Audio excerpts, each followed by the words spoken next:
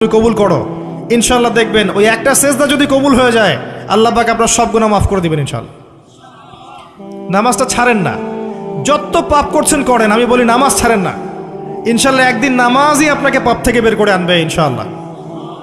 আর শয়তান আপনাকে হতাশ করতে চাইবে, শয়তান আপনাকে হতাশ করতে চাইবে যে তুই তো গার্লফ্রেন্ডের সাথে কথা বললি, রাতের বেলা পর্ন দেখলি, তুই তো ফ্রি মিক্সিংয়ে আছিস, তুই মাদকদ্রব্য খাচ্ছিস, তুই কাজে ফাঁকি মারিস, তুই ট্যাক্স আদায় করিস নাই, দুর্নীতি করছিস, তুই আবার নামাজ পড়বি কেন? শয়তান আপনাকে এগুলো বোঝাবে কিন্তু যে নামাজ তো আমার শোভা পায় না, আমি তো অনেক পাপী মানুষ।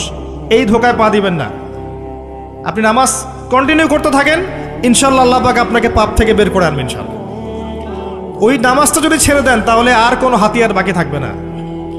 আর আপনি যত পাপ করেন না কেন মায়ুস হবেন না, মন ছোট করবেন না।